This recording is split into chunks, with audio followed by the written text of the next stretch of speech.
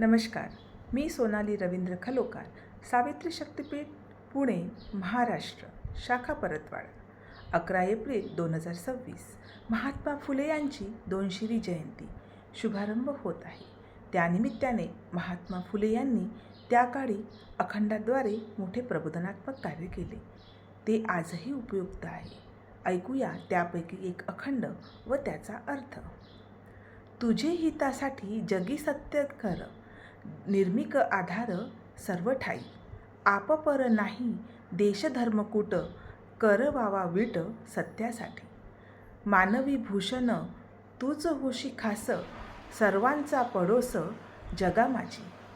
मानवी मोती हीच धर्मनीती, बाकीची कुनीती ज्योती म्हणे. या ओळींचा भावार्थ.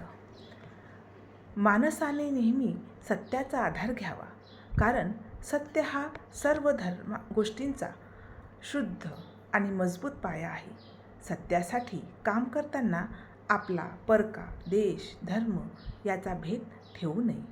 सत्यासाठी लागले तर अडचणी किंवा त्रासही सहन करावा. माणसाने मानवतेचे नाते जपले पाहिजे. संपूर्ण जगात सर्व लोक एकमेकांचे शेजारी आणि भाऊ बहिणासारखे आहेत. खरी धर्मनीती म्हणजे मानवतेने आणि चांगल्या नैतिकतेने वागणे. बाकीच्या गोष्टी या कपट किंवा स्वार्थी राजकारणासारख्या आहेत, असे ज्योतिबा फुले म्हणतात.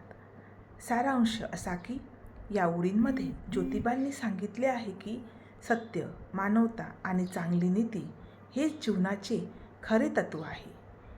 भेदभाव न करता सर्वांशी माणुसकीने वागणे हे सत्य आहे.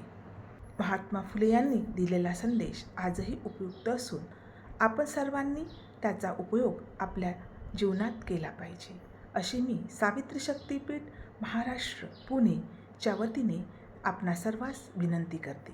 जय ज्योती, जय सावित्री.